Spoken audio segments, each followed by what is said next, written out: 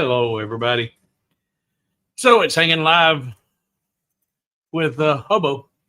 Hanging with Hobo live, something like that. I've been busy this morning. Hope everybody's had a great weekend so far. We've got a pretty day here in Redneck Central North Carolina. Really nice weather out there. Been a great day to be outside and enjoying it, but no, I've been in the shop getting ready for all of this. Today's going to be a long day. I really had no idea or plan for this particular stream. I did 2 hours live stream yesterday with my patrons designing a piece that one of them had requested a month ago, and I couldn't remember who it was, and I had no idea then how to do it, and I just figured out how to do it. And so we did a spiral text where the text just keeps spiraling in on itself. And that was a good live stream. And then I worked with the Cubico for a little bit after the live stream, and then called it a night. But this morning, got up, Dad and I went to breakfast, and I was sitting there thinking, I gotta have something. And this was at 10 o'clock, and I still had no idea what we were going to do today. So I used my good old friend Google. And I went to Google and went to the armpit of shopping locations, Walmart, and asked Google, what's a popular Halloween decoration at Walmart right now? And this is its answer. It came up and it gave me these Halloween caskets, and they're selling these designs. They're only, now I want you to look at this. They're only 4.5 inches tall, 2x8, 4.5 inches tall. It's a set of 3, and they're selling them for $45.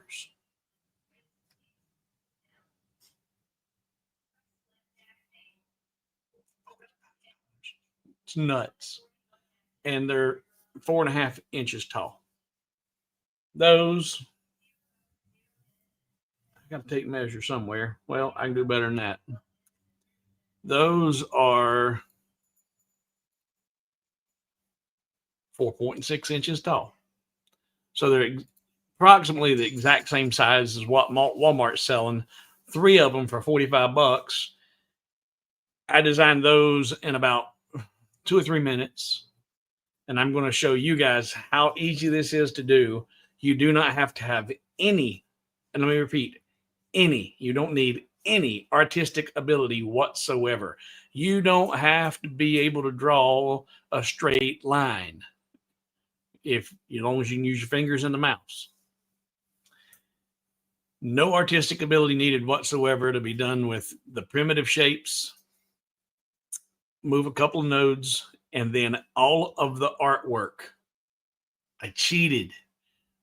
I thought about, for folks who's like, okay, well, I don't have the ability to use AI or any other software to create different images. And there are limitations. They don't have access to a lot of different creative softwares, but you got access to Lightburn. You got access to the internet. These are fonts. They're fonts. They're wingdings, dingbats. I didn't have to draw anything. So I just morphed a rectangle into the shape of a casket. And I'm going to show you how easy that is. And then if you're using it for personal use, you can go over and get a whole lot of these dingbats and wingdings, whatever, from the font.com for free. But if you're going to use it for commercial use, you do want to do the right thing and buy that font from the person who published it. So let's see here. We got a decent group in here for a Saturday afternoon and or a Saturday evening for you guys across the pond. Welcome. Sharon says, I made the spiral and it was quick and fun. Very good. I started to do one of those because I've seen some really neat like children's artwork and I mentioned this in the Patreon live stream, one of the popular arts I've seen with the spiral text is the wheels on the bus go round and round, round and round, round and round. The wheels on the bus go. And, they got that spiraling in on itself. And then they've got a cute little cartoonish bus that has a little face on it. And, so I started to create an image like that to make a wall art out of it. And I said, nah, we'll do something different. And when I seen these 3 for $45, I made those 2 out of a single piece of 300 by 300 material. So both of those cost me about $2.50. And these are extremely easy to customize. Once you've made that little template, you can make that centerpiece anything you want it to be and just keep cutting away and cutting away and cutting away. And if Walmart's getting 45 for 3, ain't no sense you can't get 10 a piece out of them. All right. And Sharon's, I went down the dingbat rabbit hole. Yeah. They can save you a lot of time. You want to be careful that you are not using anything that's intended for personal use, for commercial use, without proper permissions. But a lot of them require a little bit of cleaning up, just a little bit of node editing here and there, and which I did with these to make those look a lot cleaner and neater. But it's not absolutely necessary. You can use them as is, but that's a little bit out of focus. But Trick or Treat with the pumpkin and the spider web, each one of these, this was a single letter in this font. The spider web was another single letter, and the pumpkin was a letter. So it's 1, 2, 3, 4. This is a 4-letter word. That's a 4-letter word. And this one was the same pumpkins. That's 1 letter, 2 letter, 3 letters. So real simple, and a simple base design to make it stable and not want to tip or tilt. So without further ado, let's jump over here. I've already uploaded this to hobowithwood.com. This is already on the website as is, and it's on there just like you're about to see. It has both pieces nested within a 300 by 300 toolpath. But if you decided you wanted to do a different pattern, and you're going to see how easy these are to create, if you just grabbed this, duplicated it, and brought it over here to the side, then ungrouped it, grabbed the outermost piece, move it over here.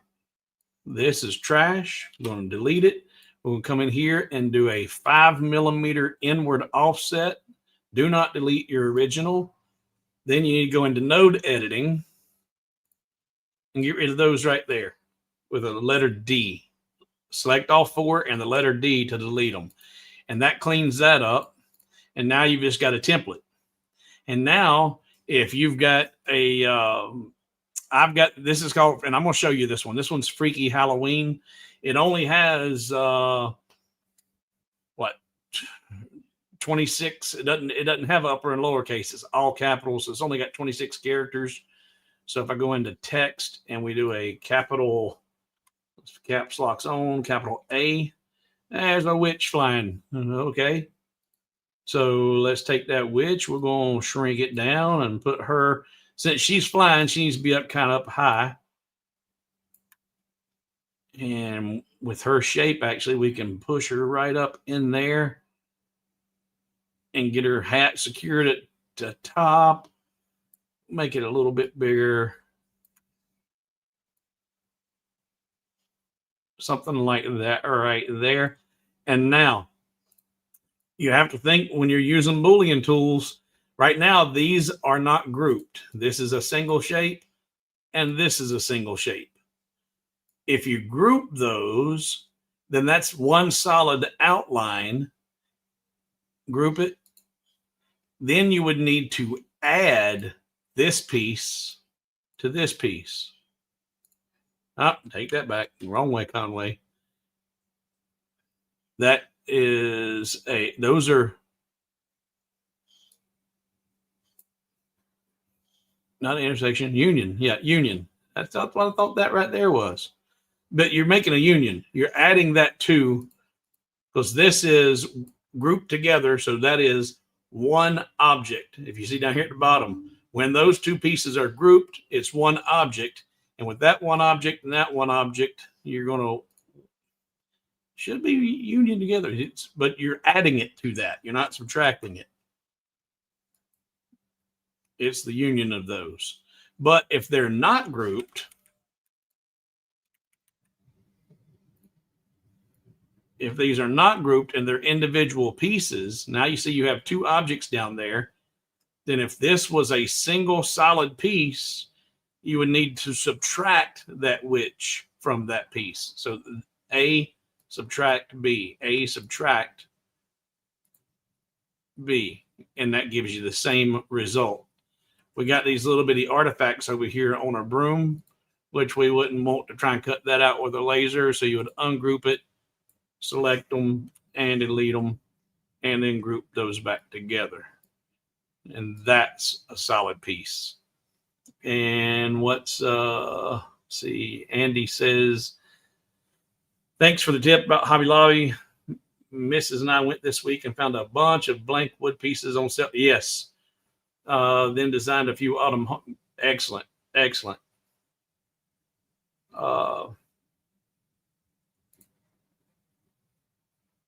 Excellent. All right. So now that was A. If I come back up here and let's look at what is capital B. That's a witch's hat. Capital C is a broom. Capital D as a pumpkin. Yeah, you could put a pumpkin down there. That'd be kind of cool. E, but I want to look for there's a cat. Well, I've already got that cat, but F, G, spider, H, different spider, I like the bat. Let's grab the bat. So it's a capital I. So I'm going to come back over here and a letter I and bring it down here. Put it in the middle and shrink it down a little bit.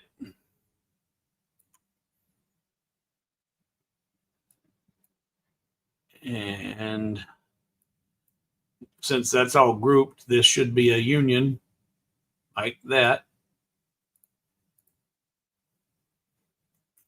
But so I have not drawn anything at all so far. I'm using just text. And I, J, it's a different bat, K, L, M. I will go with M.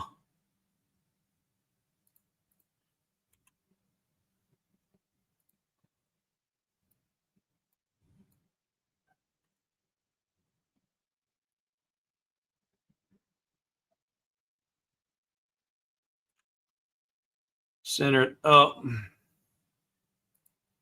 And then I'm going to lower it. And then let's get our union.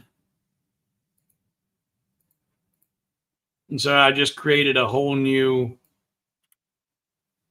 front facade for a third image. Didn't draw a single thing. Let's see here. Questions, comments. What font? I'm using Freaky Halloween, and I'm going to show you that in the font. Freaky Halloween.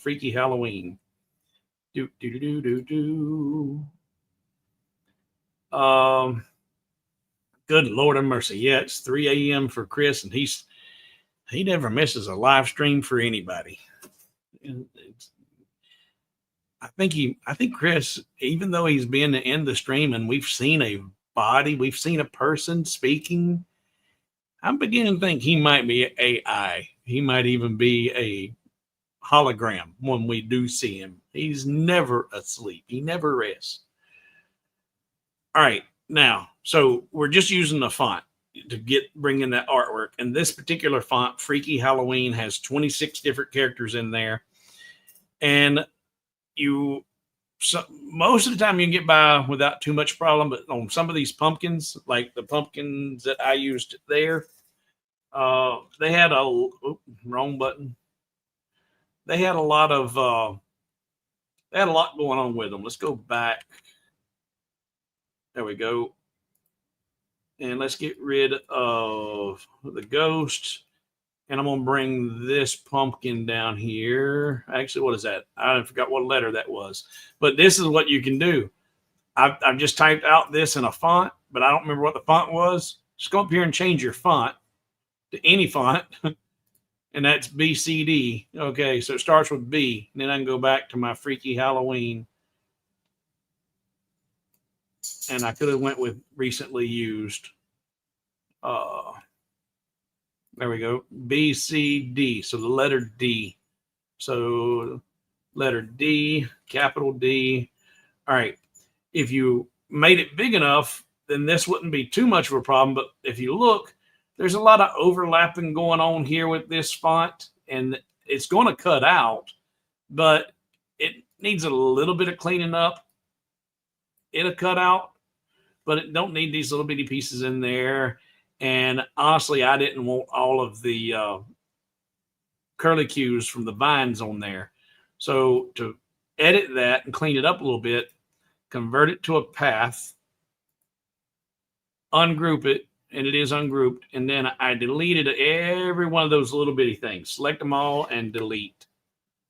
Then went into the node editing and found the nodes for the curlicues and hit the letter D to delete those.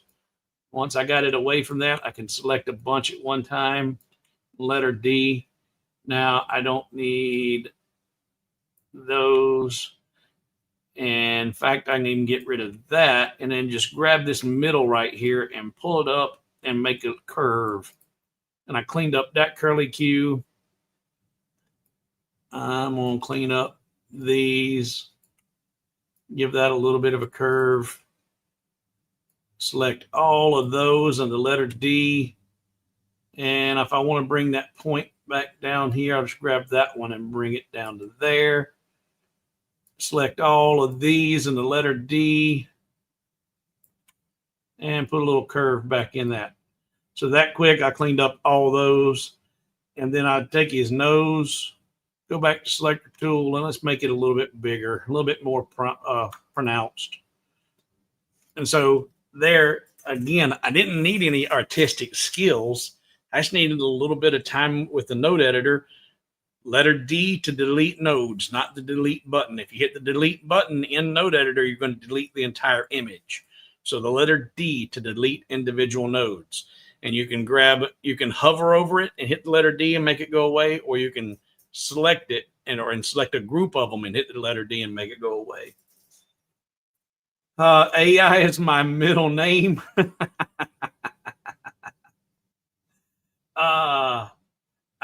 Let's see. John says, I thought if you hit the Boolean tool and it didn't do what you wanted to, you can hit it again. That's on the subtract tool. And in 2.0, the subtract tool is not parked there unless it was the last one you used. So, and for those who aren't familiar with what John was talking about, if you have a shape here, and another one, and then we'll put another one in there. Like, well, I keep forgetting I don't have that left on anymore. All right, there we go. So if the Boolean, if I select one, select this one and this one, and I use the subtract tool, A subtract B, and I get that result. Because actually I need to make the subtract tool park there. So I'm going to select both of those. I'm going to come over here click on this and use Boolean subtract right there. Boolean subtract.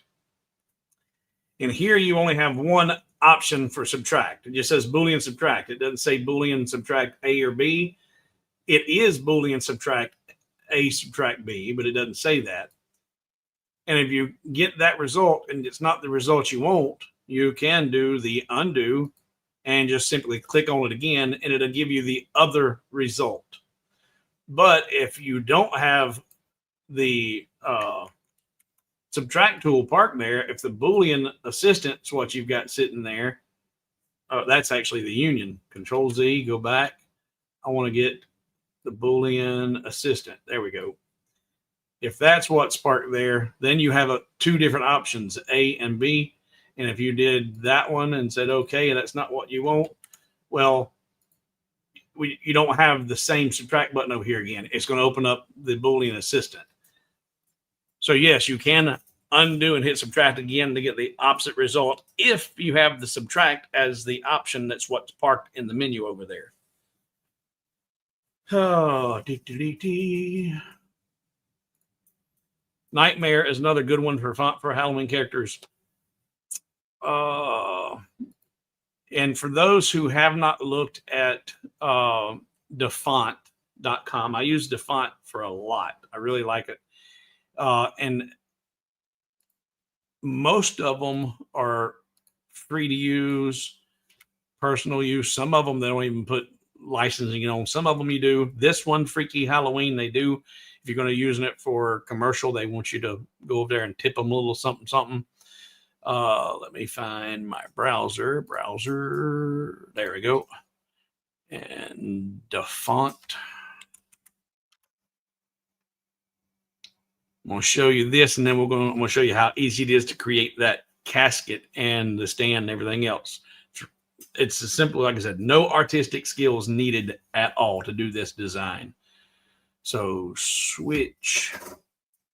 So this is Defont.com, and they have the dingbats over here, but the dingbats are not the only ones that are artistic. So I don't look at strictly the dingbats.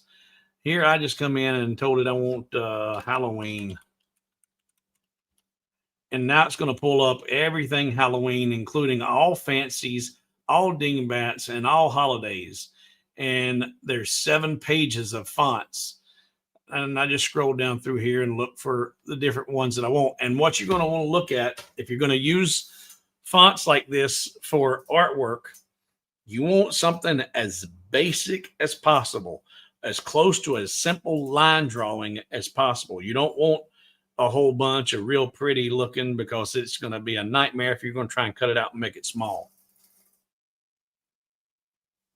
And let's see here. You know, something like that, the Halloweenies, that's a solid field, but that would, if we click on it, then it shows you A through Z, what all's involved.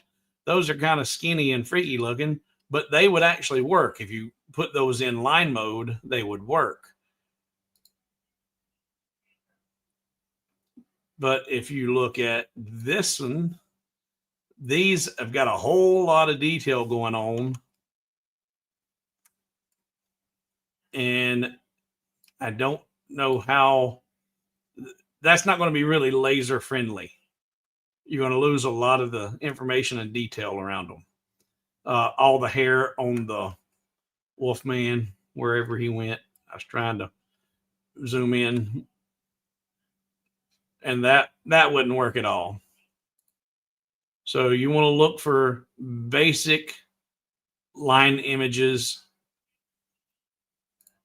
but there's 163 different fonts here. You know, these would work pretty good. A lot of these would work okay. And what was it? I don't know. Nightmare. All right, let's look and see what. Oh, wrong button, stupid. Let's go search Nightmare.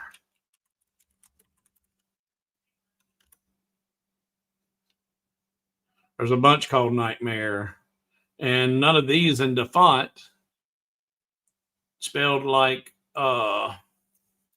Andy spelled it are artwork. So I don't know. And if you look, this is Nightmare exactly like he spelled it. This is too, with the space in between it. These two are minus a space. They both have the same name, but they're totally different fonts.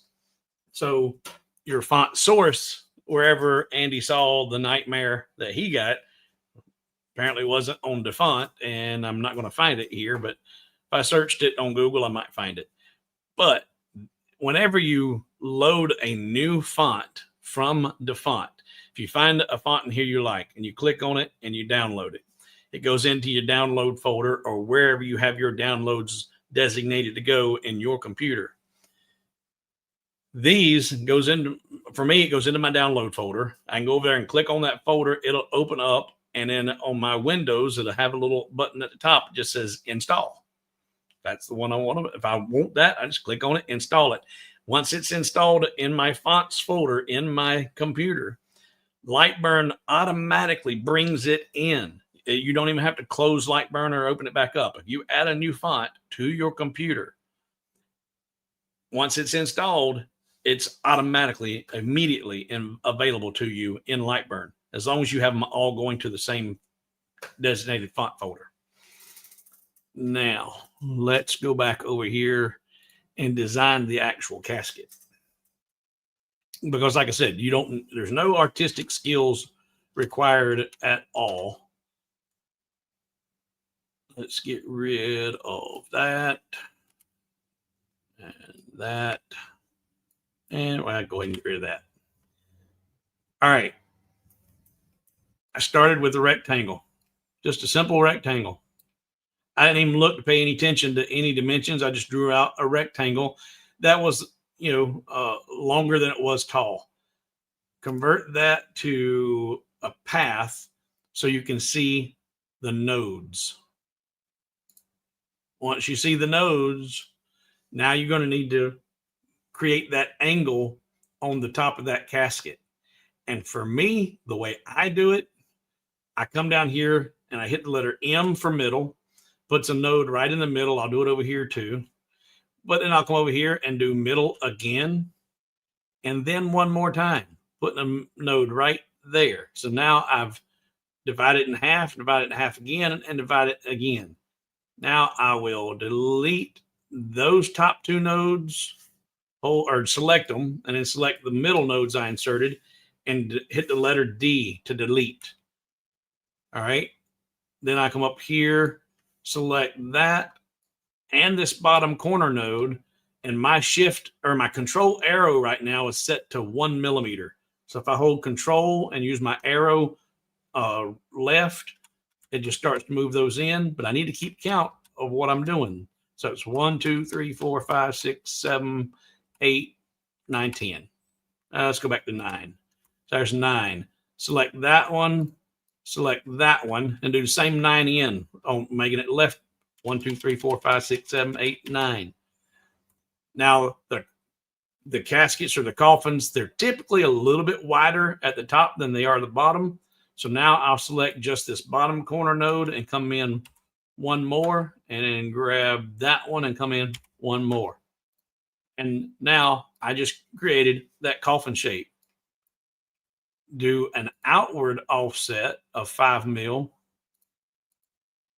And that gives me my two pieces that I need to create my casket, put my artwork in there, put a tab on the bottom. All you got to do is draw another rectangle. And what I would do is whatever size you created your casket, I'd come down here and look at that. Say it's 33 millimeters. A third of that's 11 millimeters. So I'd make my tab about 11 mil wide. Put it in the bottom center. And then Alt-Shift-V to align them together. And then weld those together. And now you've got a tab on the bottom that's 11 millimeters wide. Now I'm going to select this. I'm going to duplicate it. Move that over here to the side. So now I've got a back layer. I've got a top layer that's going to get my artwork put in it. And then if I want to put those jack-o'-lanterns or whatever I want to put on the side over here, I need to grab me a guideline, bring it down here and snap it right there to that corner, so that's the base of that. And if I was going to do the jack-o'-lantern, here I'm going to do a simple circle. But if I'm going to use that artwork that I had, I'd come in here, place my artwork, pretend that's a jack-o'-lantern. It needs to overlap just a wee bit and sit right there on that line. I got it just a wee bit below. Alt-Shift-V, move it down. Now it's docked. So now that's sitting on the same height. I'll duplicate that jack-o'-lantern with a Control-D, duplicate it, and bring that over. Bring it back in to where it's overlapping a little bit. Then select the other one so they're both selected. Group them.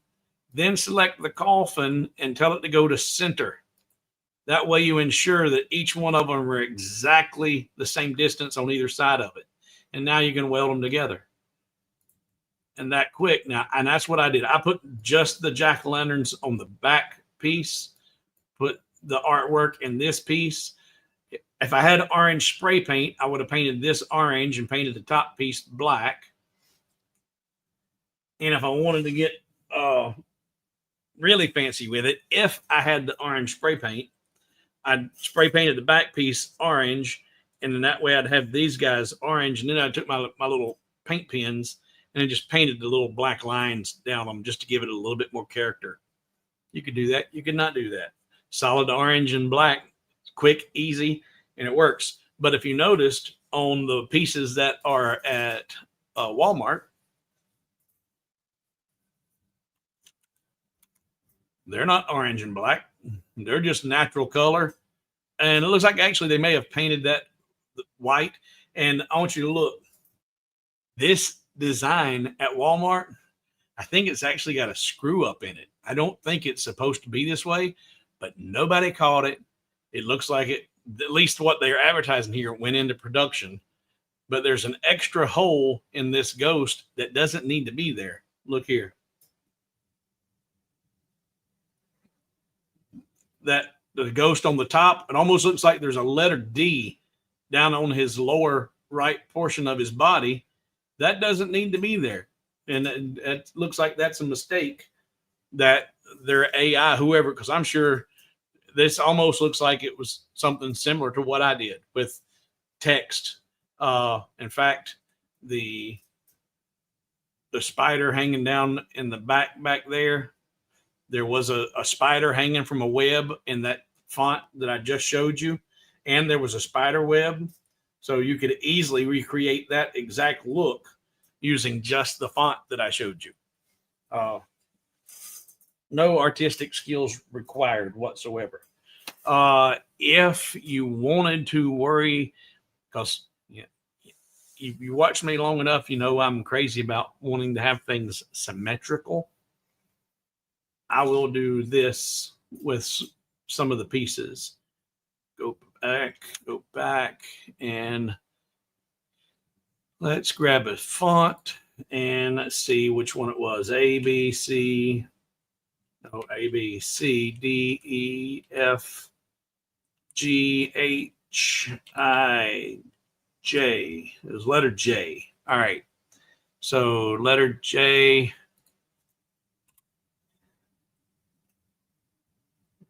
I liked that bat better than this bat. I like the turned down wings. This one, I didn't like the big ears on it. I just like this one a little bit better. But there's a problem. It's got only a part of an eye here. It's got a lopped off ear there. I'm going to convert this to a path. Select, is it ungroup? It is ungroup. Select just that. There we go. And delete that part of the eye. Then I'm going to come right down here at the very bottom at that intersection and draw a straight line right up through there. Grab my scissors and cut that off, duplicate that and flip it select it, Alt Shift H to move them together and weld it together. And now I have a perfectly symmetrical bat with perfect ears and no missing half eyeballs. And you can blow it up, stretch it up, do whatever. All right. So this is a really quick, easy, simple design. Like I said, I didn't have any ideas what to do. And I seen that today at Walmart, $45 for 3 of them. And they are that size, 4.5 inches. And these are something that are easily customizable if you wanted to. And these would be great for, depending on your trick-or-treat bowls. And in fact, I think I even have a trick-or-treat bowl on Hobo with wood, where big octagon shaped. But you could take something like this, and instead of doing 2 of them on a 300 by 300 sheet, decide which one you want to do, make it bigger, and cut one out of a single piece of 300 by 300, and use a little tape or glue and stick it down in the bottom of your trick-or-treat bowl, and then fill candy around it. And you might have to make your tab 2 or 3 inches longer so that it would stick up and above the candy.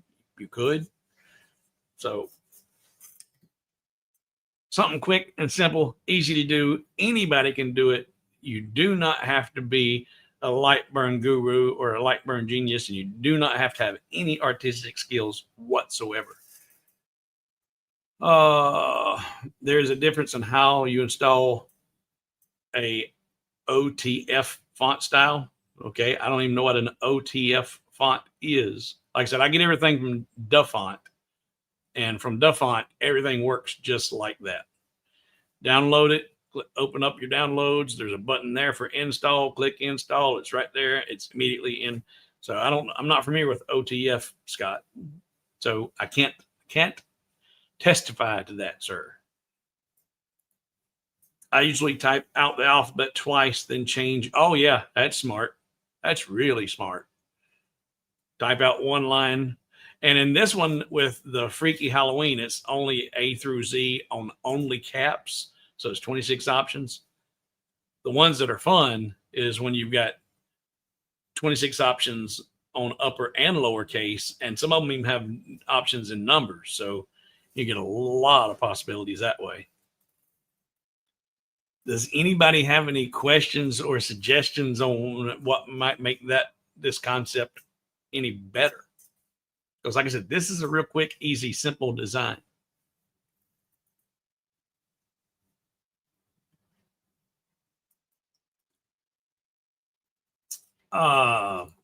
Good question. I do. That is in your arrange menu.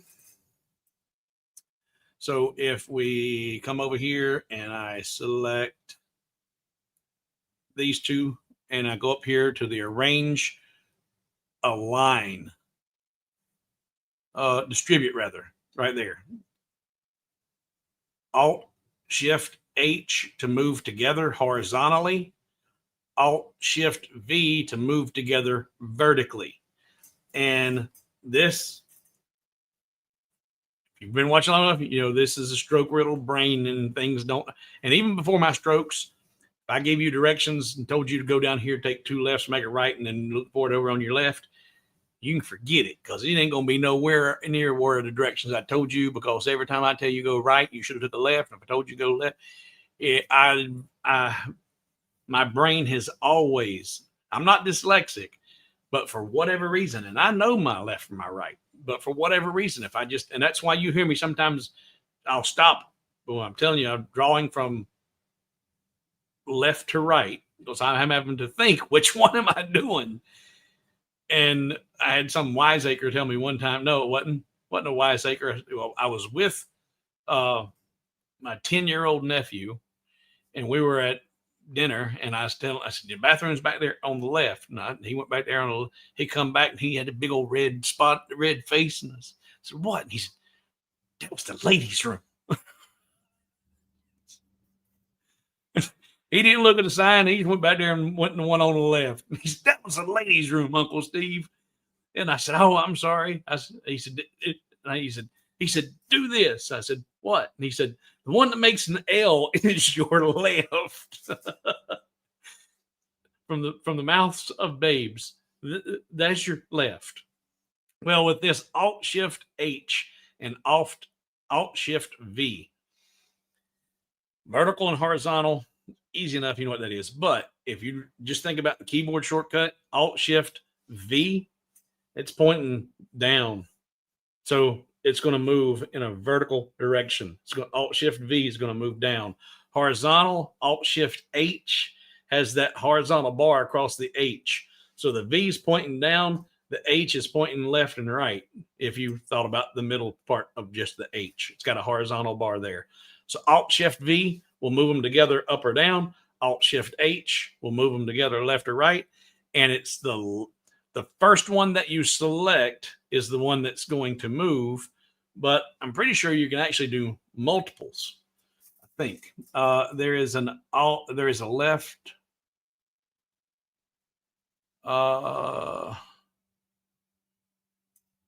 There is a left, and then there's your other left. Okay, got it. Yep. Yeah, go ahead. No, not that left. Your other left. Gotcha. All right, let's see. So that answers right. Sharon says, do you save the dingbats in the art library? No, I don't. I know that some people do. I don't bother. I've got so many art libraries that if I try to do the dingbats that way, I just try to remember that I've got Halloween dingbats, I got dinosaur dingbats, I got all kinds of different dingbats. And I'll do like something like what you just see me do. I'll just start typing out ABCD. Ooh, I like that one, and I'll use that. And I've never typed out duplicates, which is a really good idea. So that's a 1 for me from Chris. Type out A through Z and then duplicate that and then change the font so you can see which one's a dingbat and what letter corresponds with which one. But no, I don't do art libraries. I know there are a few creators out there that actually they try to really impress you with their capabilities and share with you all these wonderful, huge art libraries. But they didn't create anything. All they did was went and got fonts and created those fonts and put them into an art library. They didn't do anything. They haven't created a single thing. So I don't do that for myself, and I don't share those libraries with other folks without disclaiming, hey, these are just dingbats. Could make it into tea lights. Yes, you could. Fairly pretty easily. I was trying to do something quick and simple because I get a lot of flack from some of the folks that I don't do enough like this for. Sometimes like my gumball machine. If you guys haven't seen the gumball machine, go over to hobowithwood.com and look for the gumball machine. I have a working gumball machine with gear mechanisms and a cranking gear, and it has internal mech that will select let the gumball in, come down, drops down onto the slide, rolls out the slide. So I got a lot of flack for going down too many rabbit holes with elaborate designs and not doing enough simple designs for beginners to get comfortable with doing the node editing and just little simple things to create simple pieces and then graduating. And I'm starting to do a little bit more with that. Twofold. One, I've had multiple requests that, hey, dumb it down a little bit, dumb it down some. And then 2, now that I'm using a lot of my artwork in MillMage, I'm learning every single time I open MillMage, I'm learning while a lot of those files do come in and work with MillMage, the outcome is nowhere near the same with the laser as it is the router, because the 2 different type tools, they just completely different results. And for anybody that's curious, I am going to be doing my first live stream tonight for Hobo with Wood Chips at 9 p.m. Eastern. And I'm going to be taking just a regular round coaster. This one I've got my logo engraved on the back, and take that and put it in the CNC and create the shotgun shell, 12 gauge. And this is finished off the CNC, but I will be actually coming back in with this. And because I want to keep the coaster completely absorbent, I don't want to put a sealer on this so that it no longer absorbs the moisture. But I do want to put a color in the engraving. I'm going to try and do color filled epoxy, color epoxy color fill here. And then that'll go in and harden and take 2 or 3 days, get all set up real good. Then it goes back on the CNC and use my flattening bit to clean it up and remove the excess and make it a perfect, flush, even finish with the epoxy.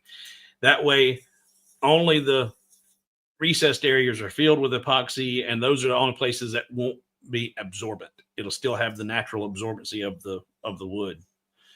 But I'm going to go through this entire design setup from start to finish on the CNC tonight at 9 p.m. Eastern time, for anybody who's curious about the CNC and how mill mage works and how it's different, how you have to think about things differently. So that'll be tonight at 9. Let's see here.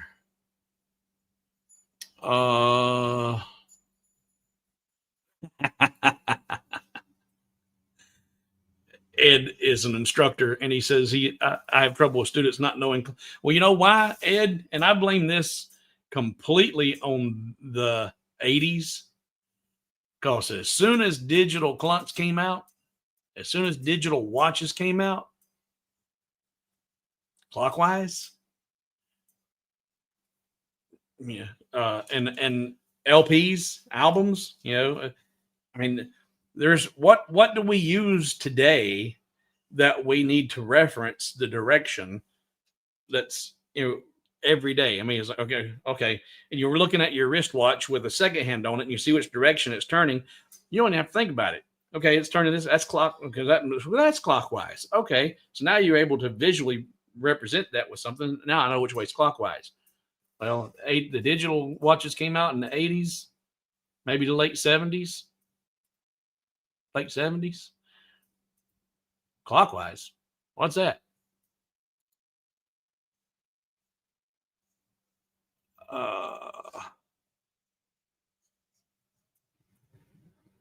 Chris said, I saw someone selling a font by the letter as a custom design. It took me 3 seconds to find. Yeah. And there are a couple of people out there that do that. There's a couple of well-known individuals that do that. And put art libraries on their forum, and it's like, ooh, look, here you go. Here's a great art library for you, and it's free. Here you go. Well, they didn't do anything. I was thinking about adding my favorites into an art library, but every time I close Lightburn and then reopen it, I lose all the art library, and I have to reload each time. Okay, that would be in your preferences, then, wouldn't it, Chris? I've not had that problem. If I've loaded the art libraries in my desktop in Lightburn, and when I close it and I open it back up, those art libraries are there without fail every time. But when that happens, I'm pretty sure, if I'm not mistaken, and Chris can correct me if I'm wrong, load all of your files that you want to have in there, and then you need to go over into file and preferences, and it automatically saves, doesn't it, Chris? Because you can import your preferences, you can export your preferences, but I don't see you saving your preferences. So it must automatically save whenever you close out, it should save, but you can export your preference, and you export it to a known location.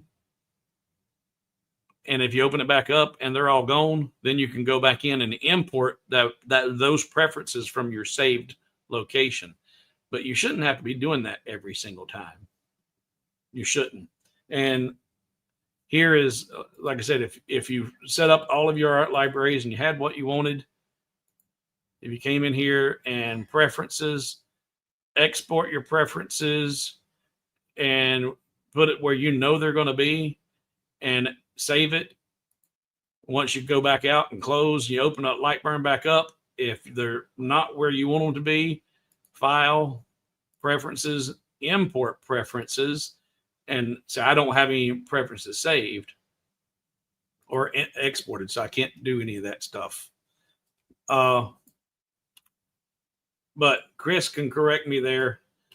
Because I've not, and this, I'm pretty good at like that spiral font, figuring out how to do the spiral text. That took me probably 3 to 4 months to figure it out, but I figured it out because there's no tool in Lightburn to do that. But I figured out a shortcut to do it, or not a shortcut. I figured out how to make it happen. When I'm challenged with a problem, I'll figure it out. And when I have a problem, I generally figure it out or find the answer online. But I've not had the problem you're speaking of directly, so I can't attest to, yes, this is how you fix it. This is how I think you fix it. But we'll look on down in the comments and see what Chris says, if I'm right or wrong. I think it was your last live. You mentioned your artwork you did for all the military branches. Yeah. I do not have those downloadable for sale. I do. I gave those art libraries away to all of my gold patrons, and there is a ton. And the reason, and I'll be completely honest with you right now, I do. The reason I don't sell those is because at one time I was selling those, and I received a cease and desist from the Marines. The Marines PR office got a hold of me, or the DOD, somebody, and sent me a letter in the mail saying, here you go, buddy, stop or else. You know, that's a licensed, copyrighted logo, and you do not have the right to be selling this.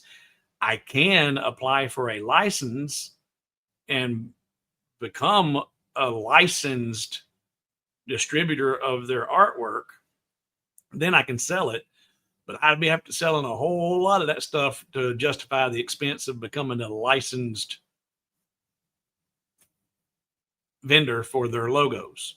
So I don't sell them because I don't want my legs taken out from underneath me from the military. And it blew my mind. Because at that time I had one logo. I had the Marines logo online.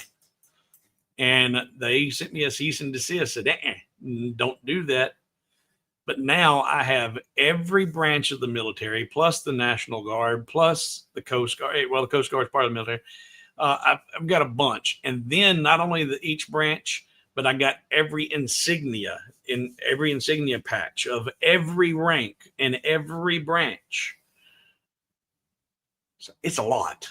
And I'm afraid that if I was to be selling those, then I'd get another knock on the door or another mail. And I don't want to get tied up in that. So I gave it all away to my patrons. And on my benches that I sell the designs for, I'm selling the designs for the benches.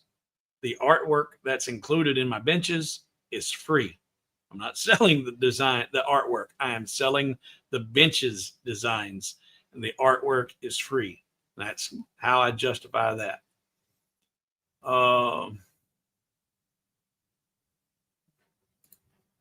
Have you thought of using powder? I did that. I've done the powder coat with on the other channel. The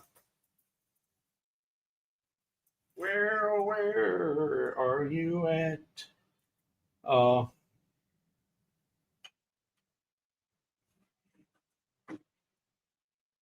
got such a mess, it ain't even funny. But I've got my little 5-pound tack hammer that I call my little pecker. And I did the engraving on the handle and then did red, blue, and black powder coating on the handle with the Woody Woodpecker head. So it's got the red head and the feathers and then the yellow, and I yellow beak and then black letter, multiple colors. But you know, this wouldn't be that bad. You could do it all one color and be done with it. But it's not that, it's very messy. I don't actually know how well it would hold up on a coaster. You know, moisture getting back behind it and under it. I think the epoxy is going to do better, but I'm not 100% sure on that. But that was too messy. And with doing it with the epoxy, you can get the pearls and the fluorescence or do whatever colors you want to do it in. But I have done some of that. How about using the laser engraver color fill powder? Yeah. Done. I definitely wouldn't do it with the laser. When we did that, we did it, filled the holes, filled the valleys with powder coat paint. And then from a great distance, we're can't even get it far enough away from each other. Do it this way. From a great distance, of course, laying flat with the heat gun, gradually bringing the heat gun in closer and closer and closer, and until you start to see it liquefy. You can start to watch it melt with the heat gun, and then make sure you just get it all melted. But you need to be far enough away that you're not blasting it out of the piece. And when you do it with the laser, no air assist on. You got to make sure everything's lined up again. That's why that was actually much easier just to fill it and heat gun and be done with it instead of trying to do it with the laser.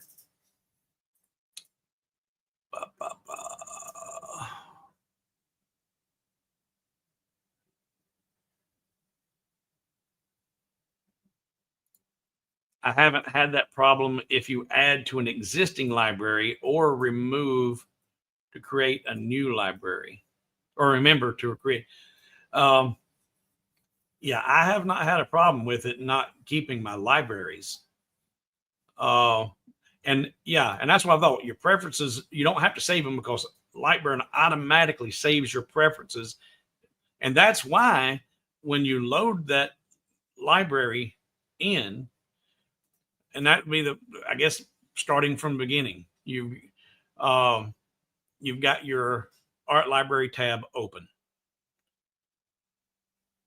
Now, here,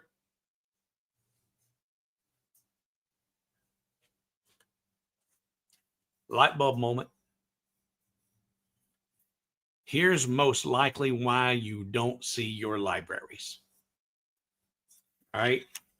Now, you're going to need to send me, because when we get done with this live stream, you can go check this out and then send me a gift card for a dozen Krispy Kreme donuts. Here is why your libraries are not there.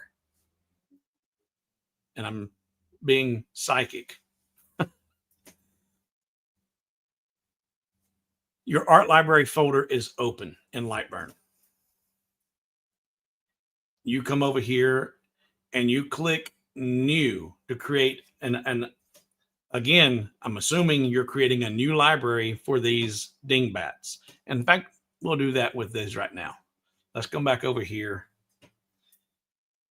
And we're going to say file, new, get rid of all this. Then I'm going to come down here to font. And I'm going to come down here. I've got my cap locks on. and I'll type out A, B, C, D, E, F, G, H, I, J, K, L, M, N, O, P, Q, R, S, T, U, V, W, X, Y, Z. Those got too long. I forgot what letter I was on. Son of a biscuit eater. Golly. Let's go back here so I can see. I wasn't paying attention to how long those were getting. Franklin Gothic. And so I was on U. All right. So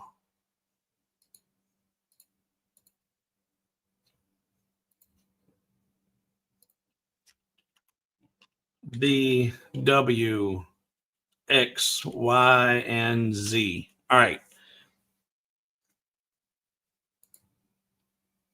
I'm going to do what Chris said. I'm going to duplicate those, bring them down here, and then put them on something that's easy to recognize. There we go. So now I know each one of those line up with each one of these. Now, if I want to create a library over here, and here is where I think you're probably missing your libraries right out of the gate.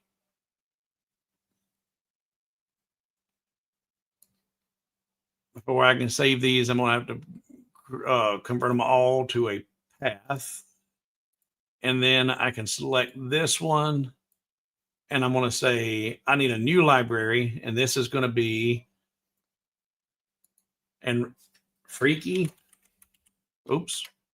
I had my cap locks on. Freaky Halloween.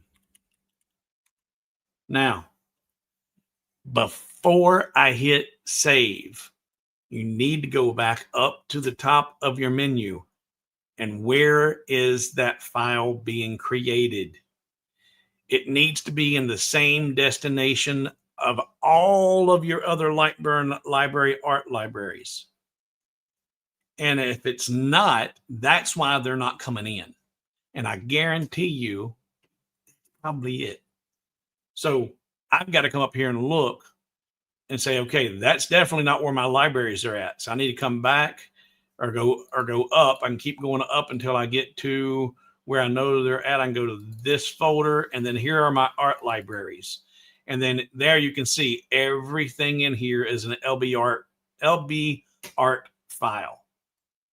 And now I can say save, and that creates that Freaky Halloween folder in my art libraries.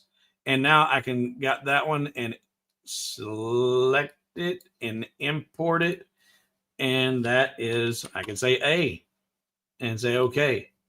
And then delete that one. And then I can go on to the next one and say B. And now, because I saved that in the same destination all the other LB art files are in, when I close and exit out of Lightburn, it's going, because that's when Lightburn opens, it goes to that folder, that destination, and brings in all the LB art files that I had brought in before, that I had saved before. Because if I decide I no longer want, I don't want to delete the Lightburn art library. Watch this.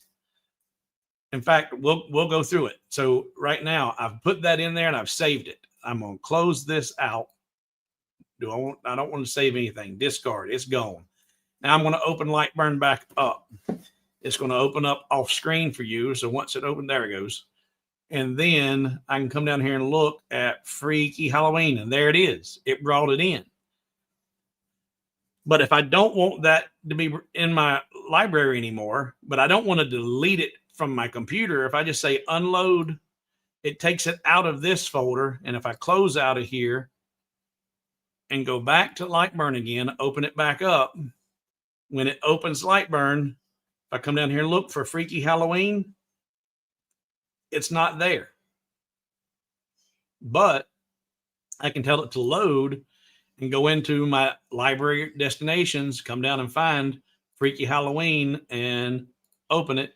And now I've got it back. So I'm betting, without knowing, because this is not a common issue that people have been talking about that I've seen. But that would be the first reason I can think that you would not have it in your Lightburn art whenever you come back into Lightburn. So I'm going to keep coming down through these questions, and I'll see your responses here in a second. Let's see.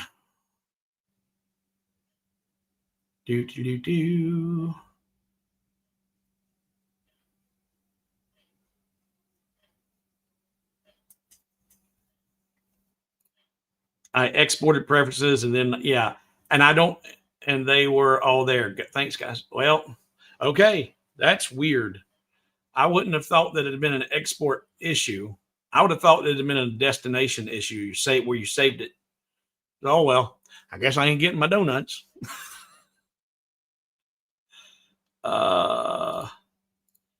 Black did an epoxy with a laser. It didn't turn out that well, and he didn't like it. Well, I won't be doing epoxy with the laser. I'll just be doing the tabletop epoxy pour.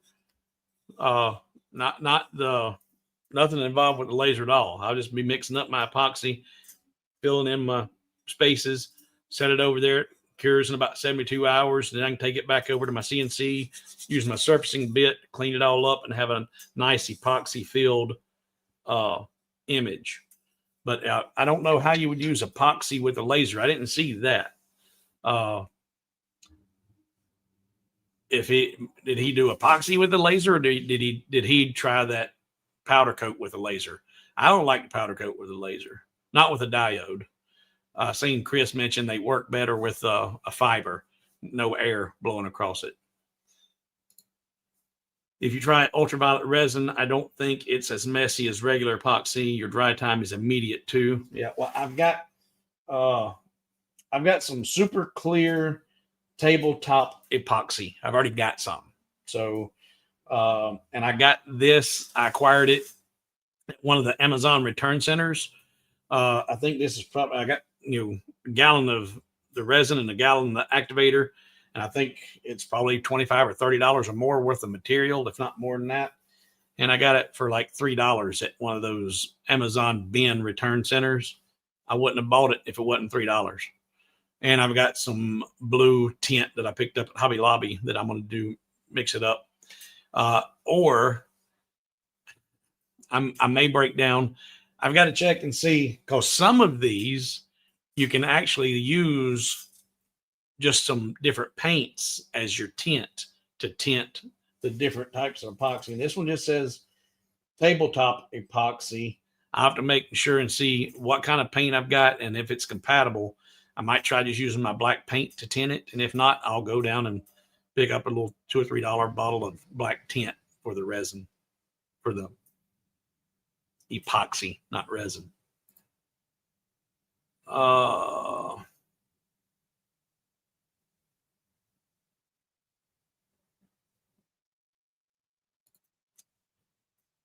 And so, okay. Yeah. Organization is key. I learned that the hard way when I first started out. Take the time. I mean, like right now, since I've learned that lesson the hard way with Lightburn, now that I'm starting out fresh with Millmage, I already know, set up my libraries and set up my work folders and everything. Right now, I've got nothing. So starting the organization from the very beginning, it's a whole lot easier than going back and trying to organize and pull files from 14 different locations. Real easy, Andy. Just right click. Let's go over here to Lightburn. Andy asked, how do you rename an art library? This Freaky Halloween,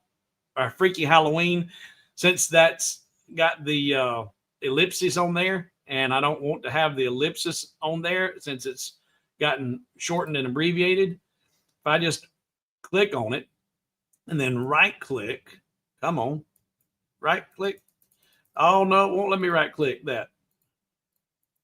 Okay, go to wherever you can right click on your saved file.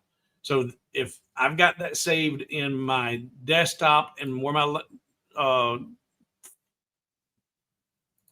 Lightburn libraries are at, Lightburn art library, and then come down here to Freaky Halloween, or yeah, right there. And now right click there and properties and change. You need to keep your LB Art extension, but I just want to call it Freaky and say, okay, that's renamed it.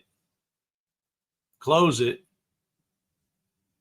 I need to, but now here, if you ain't careful, this is where you can get yourself into trouble, because I got myself into trouble renaming my cut files, my cut libraries, my material libraries.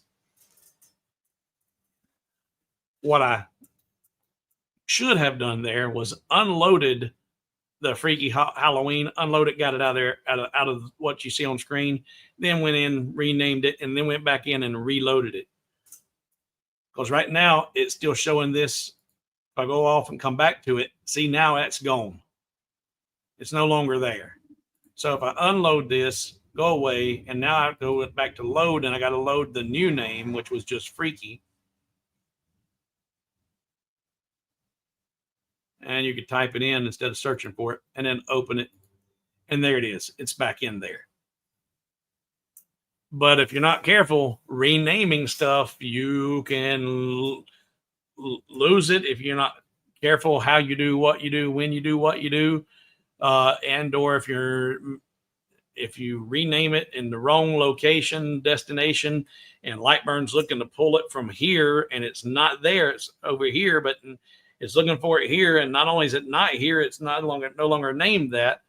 Well, I got myself into a serious mess with my material library by trying to rename them. So be careful with that. You got to make sure you do it in the proper order. Powder coat, not easy. It's messy with a donuts coming yours. Yeah, but I don't think I was right. Maybe I was, maybe I wasn't.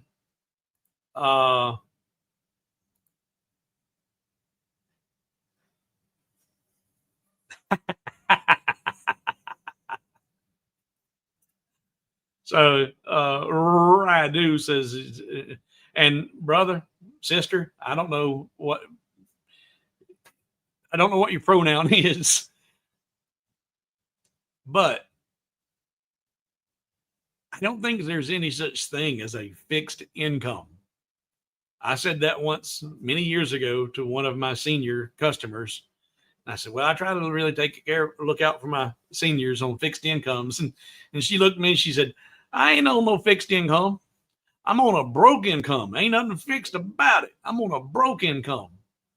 If a fixed income, and okay, if it's fixed, that means I've got more money than I need. I'm fixed. So if you're fixed, you better sign up for Patreon. But if you're on a broke income, I understand completely. Because if it wasn't for my Patreons, if it wasn't for my patrons on Patreon, I wouldn't have any income, because I'm too young still to sign up and collect any of my Social Security. And they've turned me down for my disability, even though I should. Nobody will hire me because of my health conditions, but I don't qualify for disability. I hate the way our system works. We ain't even gonna get involved in that. But he says, that there we go. That pronoun should work. They said that they would be a $5,000 a month supporter on Patreon if they could. $5,000 a month on Patreon will get you all of the libraries for free, all the support that you could possibly need, and I'll come to your house once a month and fix your dinner and talk to you about Lightburn and art and designs, as long as you till the sun comes up. Craft paint works great in acrylic, and that's I know that that's I think what I have will work, but I'll make double sure. What about new UV nail polymers and color? Oh yeah, I have not thought about something like that, but that might be, I don't have a UV light to cure it under, but that might be actually something to look into.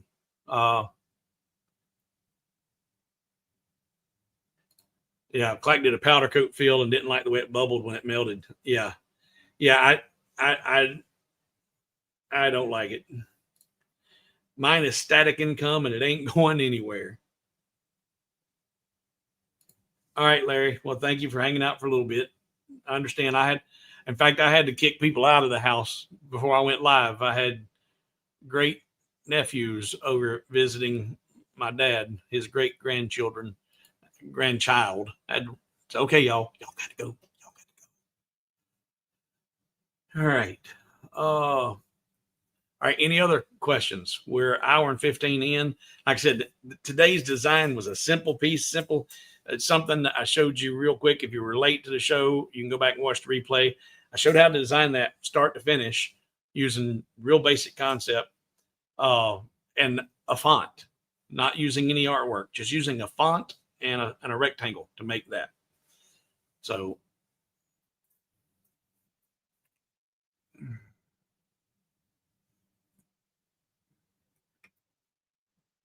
all right.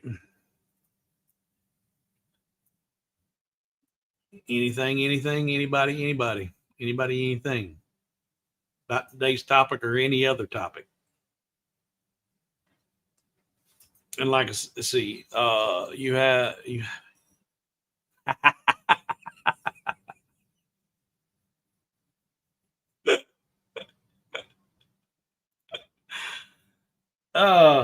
You are right. Oh, and that reminds me, Scott, I seen your name. That reminds me of some, I do need to address this.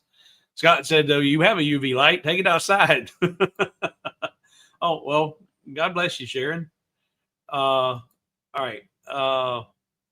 I wanted to address, because I was, like I said, I didn't start putting this together until about 11 o'clock today. Sitting at breakfast at 10 o'clock, got back here about 11 o'clock, started throwing the design together. And I've gotten some emails that I have not had time to address. And I wanted to see here.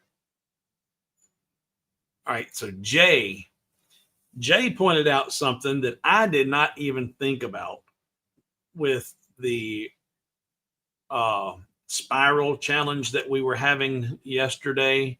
Let's see. Let me come back here and come back over here to light burn. So you bless you, Henrik. Henrik, is the H silent, or is it Henrik or Enric? I think it's Henrik. But thank you. God bless you, sir. But on the spiral design, if you watched the video where we created the spiral design basket, the spiral design is the same basic concept for the spiral text. But if you're not careful, the origin for the spiral will mess you up when you're trying to put the font in there or put the text in there. And we talked about this in length. Like I said, yesterday was 2 hours in the Patreon live stream. And I finally figured out after many tests and figuring out how to ensure every time the origin is where you want it to be. Jay sent me an email and he had a couple of things in the email, but one of the things he talked about was, why didn't you just change left and right justification regardless where the origin was at? And I didn't think about that, and I haven't tested it yet.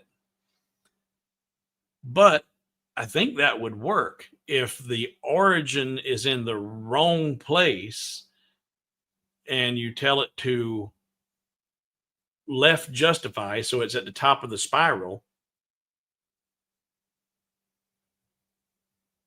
I don't know if that would work or not, Jay. Now that I'm thinking about it, I got to test that. I'll have to test that.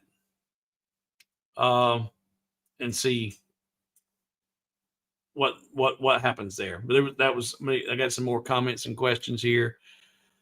I'm going to work on designing another display box, somewhat like the one you helped me with. Very good. Bring up file management, organization, and libraries. How do you manage your material libraries?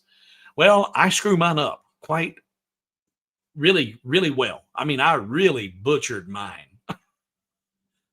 I butchered mine by trying to rename them. I screwed myself up. The And I see Chris addressed you. He says it gets saved in the preferences file when you close Lightburn.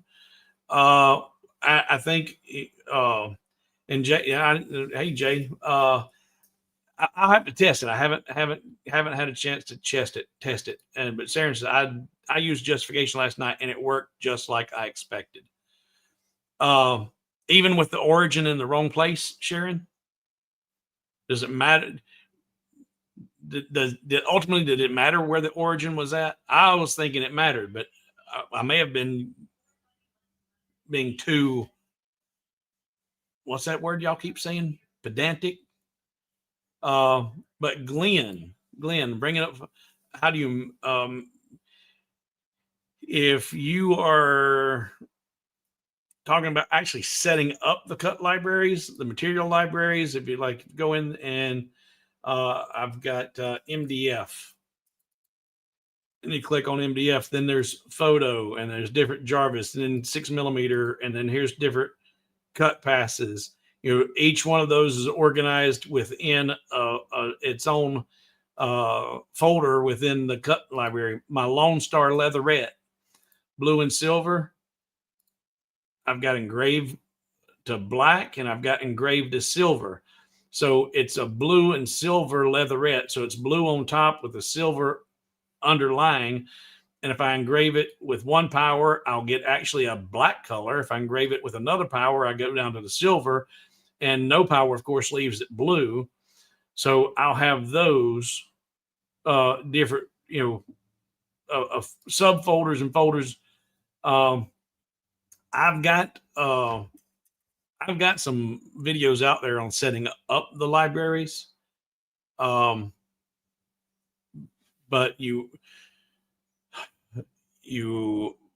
it's where I struggle is I don't always set them up the same way every time I set them up. And I've got a library for the 10 watt. I've got a library for the 30 watt. I've got a library for the 22 watt. And I've got, and then I've got Dimitri's library. I've got my library. And I was trying to consolidate and because you can merge libraries, I'm pretty sure I looked at doing that once. I ended up screwing a lot of them up. But I've got some videos out there on setting up your library. And Miss Melissa, hello, Miss Melissa. How are you this wonderful Saturday? We'll have to go back and watch, but I'm happy to have made it. Say hello, hello, hello. Are you still at the beach? Have you made it back from and our conversation the other week about you going to the beach and have all those beaches up there that were closed because of all the fecal matter in the Bay Area and the ocean reminded me of my favorite song from 1980. It's 86. I think it was 86. The Surf Punks. The beach is nothing but a bird bathroom. The ocean is nothing but a fish toilet. The beach is nothing but a bird bathroom. I don't care for that. But unfortunately, those were closed not because of beach, because of birds or fish, but because of human fecal matter.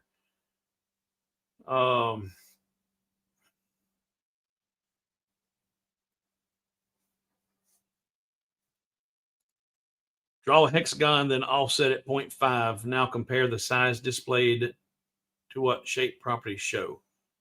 All right, draw a hexagon, then offset it 1/2 inch. Now compare size displayed to what shape properties shows. Okay. All right. So if we switch, if I get my hexagon tool, I'm assuming the regular polygon. If I draw out a perfect polygon, let's put it on a wireframe mode, and you say do an offset. Does it matter inward or outward? Offset, and I'm in millimeters, so cancel that. Go to inches, offset, corners outward a 1/2 inch. And say okay. And in shape properties,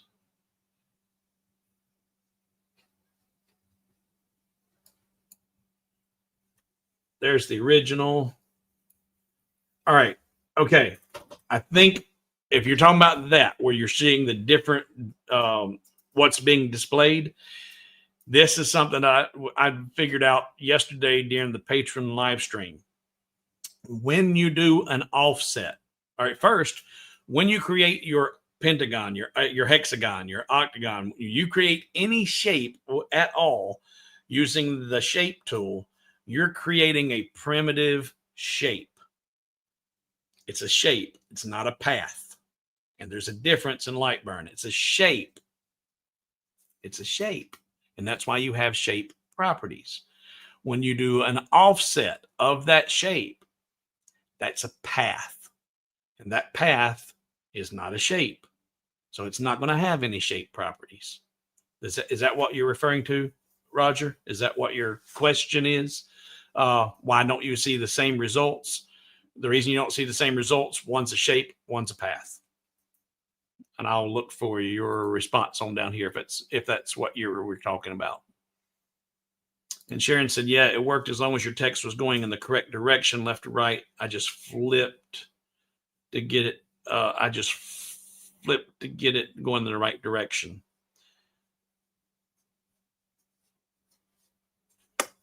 All right. I see what you're doing.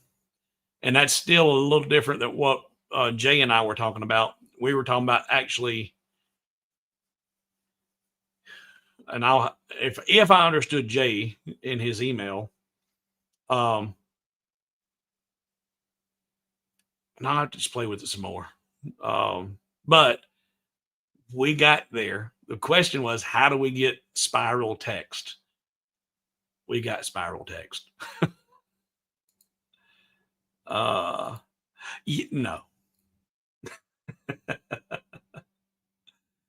And Chris replied, Roger Court, it will vary depending on the angles on which I think Chris, what he was referring to was more about what I was talking about, and we'll see. I'll get there. Back from the ocean. It was rainy, but very relaxing. Yeah, I would rather be a rainy day in the mountains. Oh,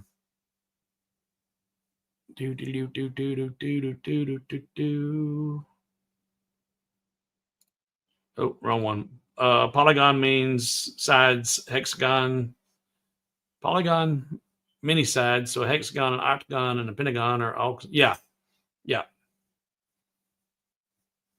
I don't remember what he said to draw earlier, and that's why you had all of those, like you say, a lot of those are all polygons, but they're labeled hexagon and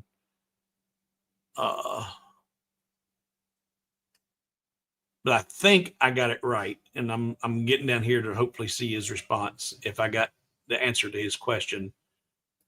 The waves were insane. Witnessed a few dolphins and spoiled with all you can eat snow crab legs, blue crabs. Well, happy birthday, and I'm glad you had an enjoyable trip. I'm not going to.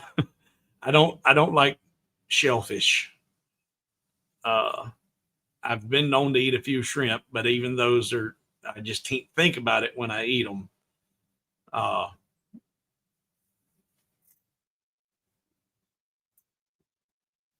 Roger said, should not had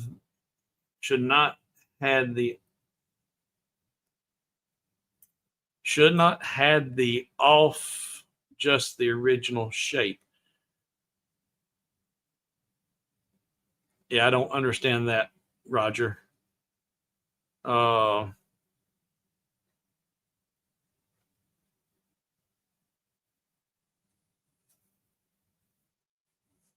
Try again. I don't understand I'm trying to put together what you're saying, but I'm not following you.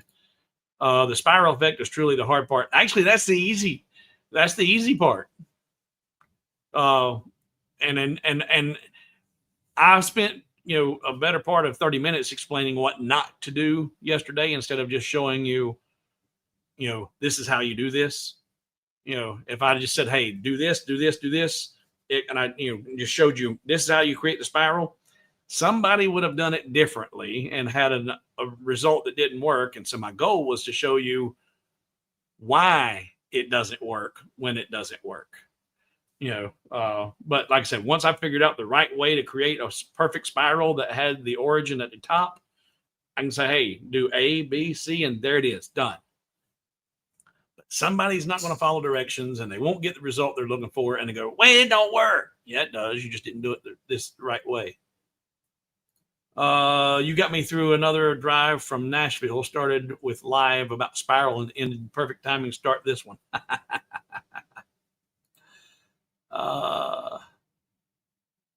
The project's a bit scary.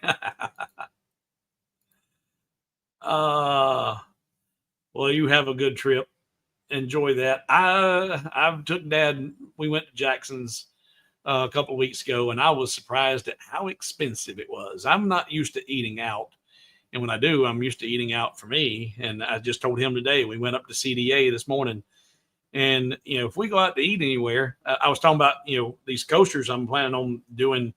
If I do these with epoxy fill and finish and now everything looking really nice and a nice case to put them in, those be $39 to $49 set of coasters, a set of 6. And he's like, $49 for a set of coasters? Ain't nobody gonna pay $49 for a set of coasters. I said, these will be custom wooden coasters that will be, they'll sell for that. And I said, Dad, we don't go out and eat for less than $40. If we go, to Cracker Barrel, it's $40. If I go up here to the Taxco, it's $40. Two people can't go out and eat for less than $40. So I was surprised at the price of Jackson's. The display shows height wider. Yes, because it is. But shape property shows equal. All right, the display shows height wider than width, but shape property shows them equal.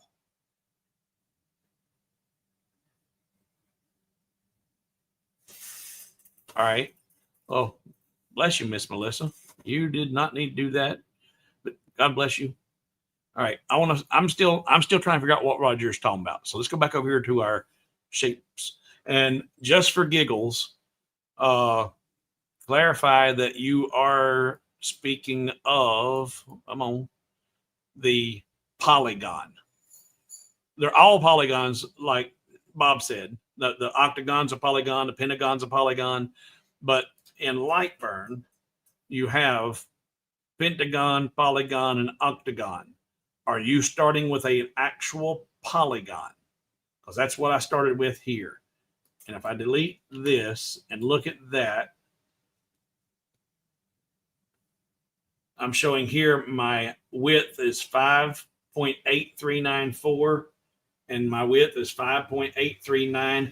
It doesn't have the additional 4 here because it doesn't have they didn't round it that far in the shape properties. And the height, no, wait a minute, the height's different. Oh, I see what he's talking about. See this, Chris? Point this out to Oz when you talk to him next. Oz doesn't reply to me. What he's talking about here, and the polygon it is going to be a different width than it is high. So these are the correct measurements. It's 5.8 wide. In fact, if I just tell it to go, let's make it aspect ratio locked and tell it to go to 5 inches. There's 5 wide and 4.3 high. But down here in shape properties, it's got 5 and 5. That's not correct. So that's what Roger was speaking of. But I didn't understand when he's talking about doing the offset. He said, what happens when you do the offset? Offset a 1/2 inch, say, okay, that's 6.1. Well, you don't see it because in the shape properties, the offset doesn't show you any dimensions because it's not a shape, it's a path. But the original one shows you only one value. It shows you the width as both the width and the height. So good looking out, Roger. So Chris, like I said, you got a better in-path communication with the guys at Lightburn. The shape properties, and it has nothing to do with offset, just shape properties. The height is not displaying the correct value. The height is showing you the width and not the height.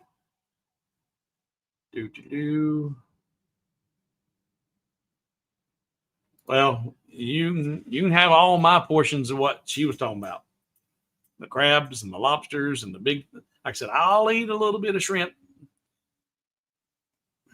if they're grilled and seasoned properly and they're fresh and not fit, but I don't want to think about what I'm eating when I do. But the lobsters and the crabs and all those others, no thank you. You can have them all. And Greg's nailed it. Insects of the ocean. You're right.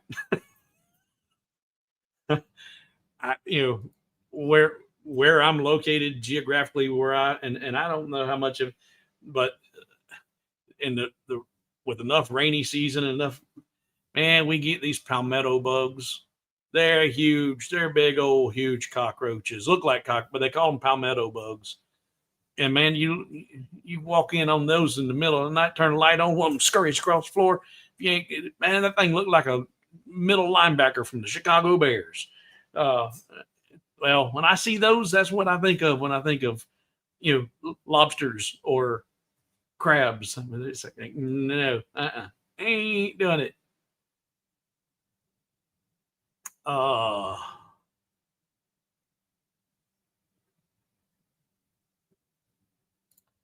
I sell stolen from and they say, well, I stolen from insert name here.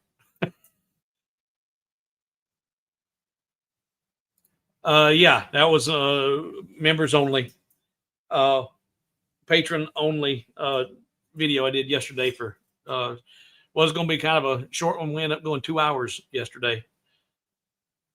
And it wasn't just gold. It was all any paying patrons. Went live at 6 p.m. Eastern time and wrapped it up about 8.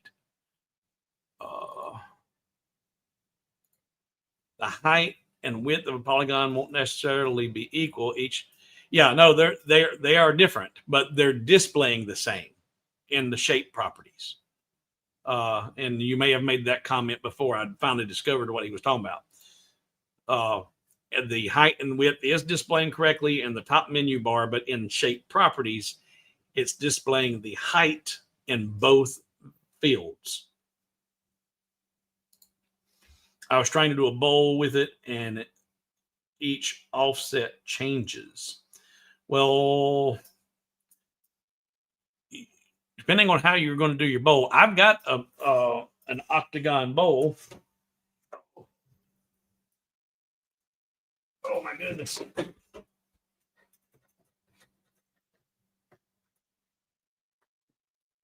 I've got a couple different versions of an octagon bowl. Oops, I don't have this one glued together. Oh, and it's falling apart on me.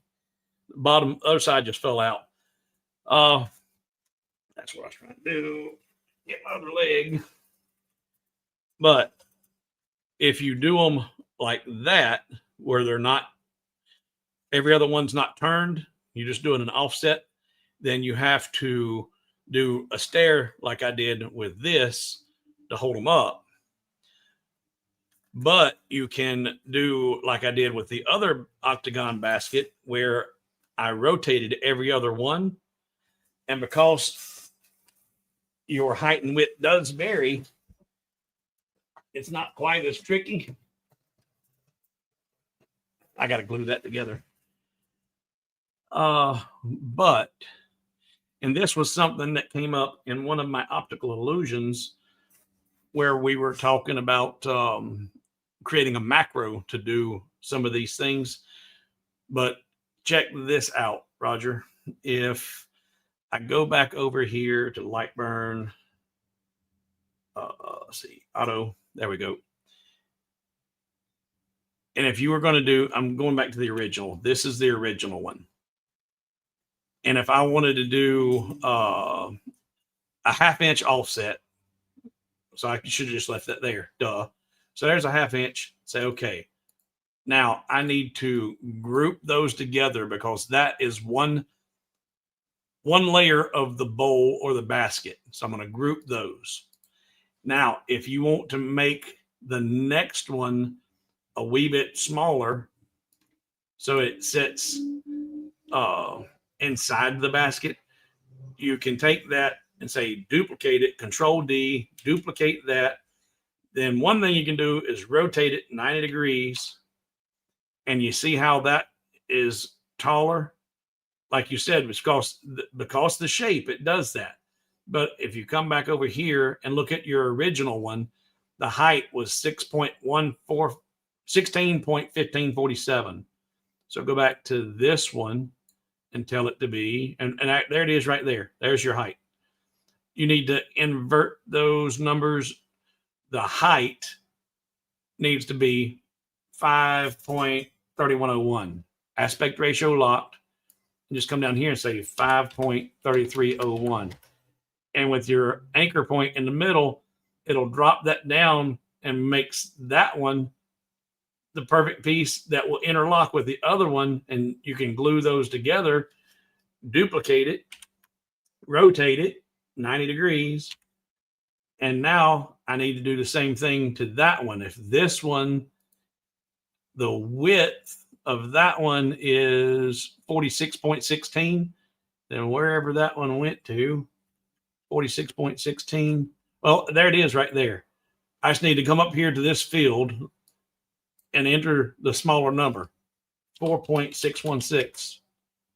So now that one sits on top of the next one. Control D, rotate it 90 degrees. And then whatever the larger number is, insert the smaller one in that field, 3.9976, 3.9976. And each one of those is going to sit on the other one as you're building it. That one's too big. That one would go, come on, Papa. There we are. See how that sits there? And then that one sits there. So that's how you do the polygon bowls. If you, and I've got, that one actually is a basket. And if we go to Hobo with wood, basket, there's the octagon basket with the layers. And then there's the spiral basket. That spiral is how we created the spiral text. Trike basket. And then here we go. This basket collections. I've got a bunch of different shapes, but that's how I did those, is whatever the value was, the smallest value, drop it down and put it in what was the largest value. And you duplicate it and keep inverting those numbers. Keep putting the smaller one in the larger one, smaller one, and it just keeps stringing it down, and you can nest them one on top of the other.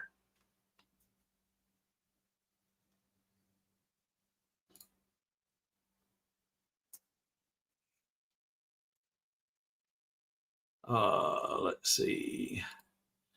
One is boundary box. The other is side box from my, what you talking about? One is boundary box and one is side box. So it's not the physical dimensions of the shape. It says height and width. It doesn't say anything about side box or boundary box, just height and width. You would think they would be showing the same value.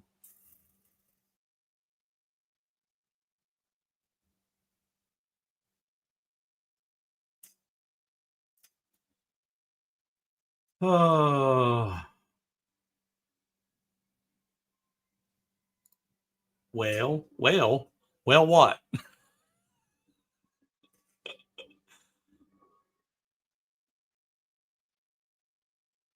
Uh,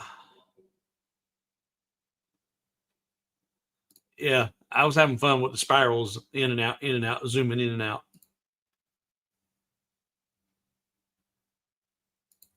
And if that was in regards to the I didn't call them insects, somebody else did, but that is what I think when I think of when if that's what your well is about. A lot of people, they're a delicacy. You know, people they don't come cheap. I just can't eat it.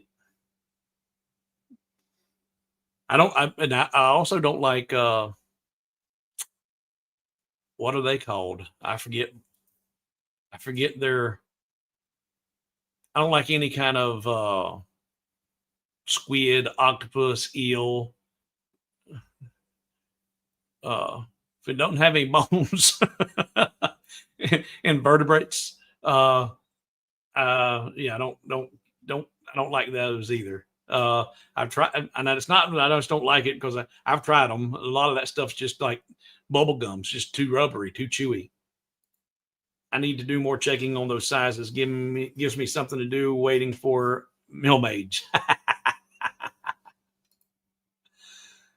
All right. So, well, we've got a lot talked about. Is there any more questions? We talked about a couple designs. Uh, Roger brought up what looks like to be some misinformation reporting to that field.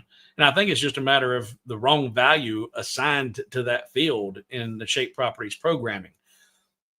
It's, the code is told to fill that value with X and it should be filling that value with Y, or, whatever, it's just pulling the wrong value from there and putting it. I think it's just a real simple coding issue. I think. All right. Any other questions? Any questions, comments, suggestions? Request. Because, like I said, I had to pull this one out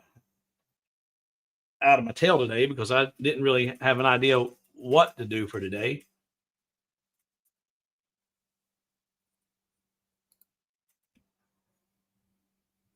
Glad you had a good trip. Happy birthday. Happy birthday. Happy Halloween. Merry Christmas. How about snake? Oh God, no. Oh no. You know what? And I just love it how they, but let's not put them on. It's escargot. Escargot. It sounds better than snails. And no, I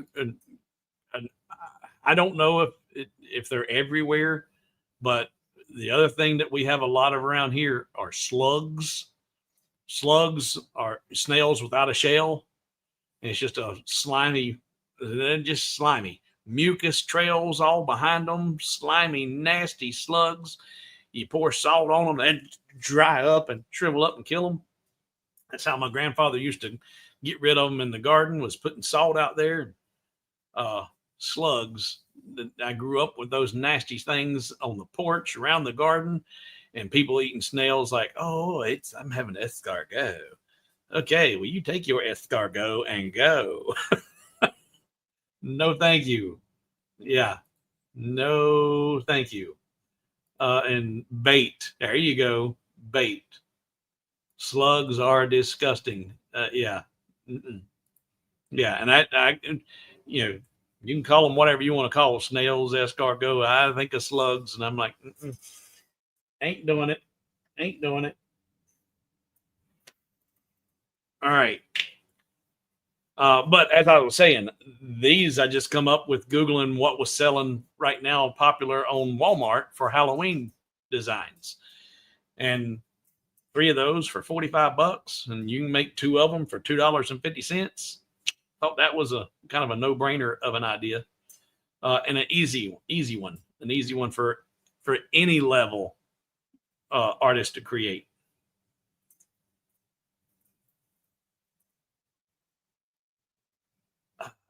you know, Chris, it doesn't matter what kind of snail. And oysters, no, no, uh-uh, uh-uh. And crawfish. When I visited Louisiana, when I was down there several years ago, before I ever even started this adventure with lasers, I spent a month down there in Louisiana, right outside of New Orleans. And I was at a big birthday bash. It was John Schneider's birthday, and we went down, had a big car show, stayed there for about a month, and while we had the party, had a big what they call those, a big crawfish bowl. There you go. We had crawfish bowls all set up all over the place. And they'd cook all them crawfish with the corn and the ears of corn and all kinds of seasoning and everything. And they'd take the bolos and then just dump that out on the table, and people just go hog wild with that, and just take that and snap the head off, suck the juices out of that head. And I'm like, oh dear God, no, not no. But I was like, okay, when in Rome. But I got to the point of having it in my hand, and I just could not bring myself to doing it. I just could not do it. And they said, "So no, it's just good." And I said, "Just it's the flavors from the juice and all the stew." And I said, "Well, just give me a cup of the stew. I don't need to suck the brains out of the insect. I said, just give me a cup of the broth. If that's what you're tasting, then the heck with sucking the brains out." Mm-mm. No. And Chris, I think oysters are nasty. Love any other type of, yeah. I don't think oysters are good. Oyster and I grew up eating, and I didn't oyster stew. I had that almost once or twice a month in the house, but I refused to eat the oysters. I'd take the oyster stew, which was nothing but milk and butter and some crackers, and I'd eat the oyster stew minus the oysters.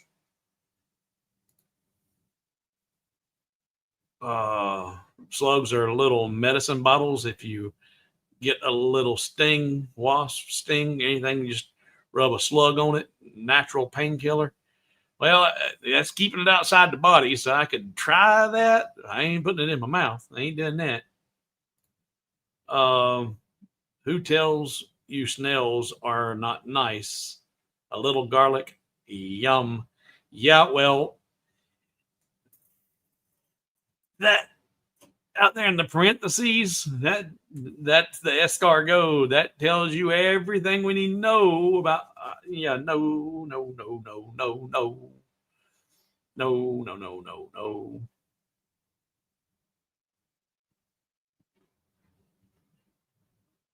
Yeah.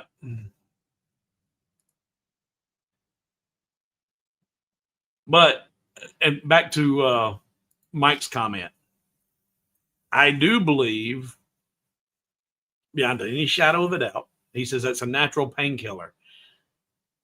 That may be their sole purpose for being on the surface of this world. I have no idea. I don't know. But that might be why God put them on this planet. Because somebody way back then figured out, you know what, if you take that on there and you stick it on your skin for a minute, it takes all, it relieves all, you know, maybe it's something in the mucus and everything else that's in that they're emitting. That's the natural painkiller. And that's why God put them here. Not for us to eat. They're medicine. They're not food. They're medicine. Yeah, I can buy that.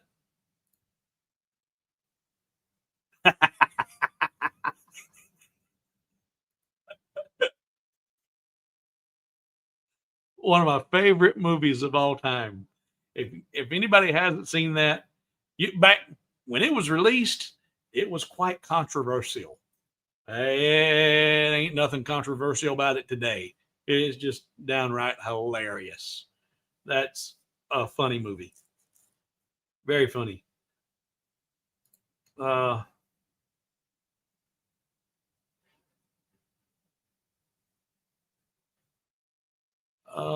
see, and because the nasty thing on your skin makes you forget you were stung, or the nasty thing on your sting.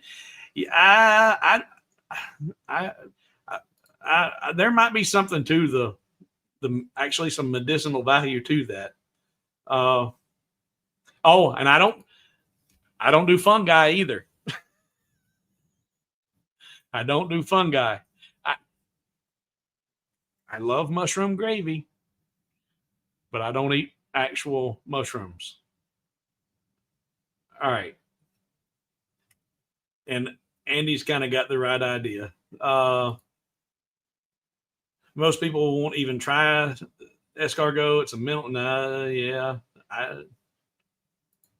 You think in a fancy place like this you can?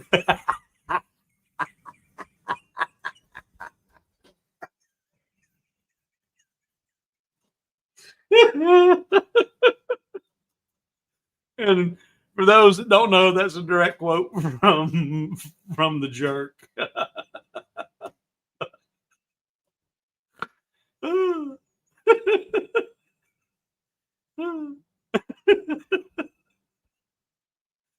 uh, if I was stuck on a desert isle and only had oysters and slugs, I enjoy the dirt. Yeah. Ah, okay. But as I said, Andy's got the right idea. We're at 2 hours now. Andy says, you got to run. See you in tonight's live stream. It's now 5 o'clock. I'm going to jump off here, check on Pop, see if he needs any dinner yet, and see if I need any dinner yet. And then what I'm going to do, I've already done one. And this took about 6 minutes on the Cubico. But it's not so much about, and I don't even do it with this. I didn't do it with this. I don't like to put up a video saying, hey, watch what my laser does. Check this machine out. It's cool. Watch it run.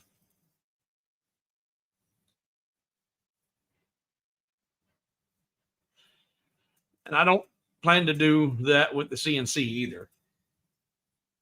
But this is, how to get this set up. And this was a little bit of a challenge for me, just getting everything dialed in and centered up and getting that logo right in the center of that circle. The tools in Lightburn are there, but getting the tools in Lightburn to cooperate with the Cubico, I had to jump through a bunch of hoops, a bunch of failures, not actual, just testing and framing, testing and framing, testing and framing, until I finally got it figured out. And that's what I'll be sharing. The complete design, how you set up the design in MillMage, creating the operations, being able to look at your previews and make sure you're getting the result that you want. And then, getting this set up on the machine, how you get it centered, how do you get the image set up and centered up, those kinds of things. I'll have another one set up and ready to engrave tonight, and I might actually send a job and do it. But the problem with doing that is it's sitting right there. And in addition to that running, I've got the shop vac running. So ain't nobody talking to nobody about nothing. And that's another reason I don't think doing a CNC in real time live is a good idea. So you got Bob. I might have to go pull that up and watch that on Amazon or YouTube. That's a good one. Yeah. All right, guys. Thanks for being here. Thanks. This is a good stream. Learned a little, couple quick, tips and tricks on creating something simple that's selling at Walmart for $45. You can do, if you wanted, you make something simple like that. If you're doing craft shows and craft fairs for the fall and you're getting something ready before Halloween, real easy, real cheap, real simple to make. You can customize them, personalize them, make it, quick $10 off of each one. We're going to run, and I'll see anybody who's interested tonight at 9 for MillMage and CNC work. See some of you soon. We're out. Bye. I got to find the button. Where is it? It's right there. See ya.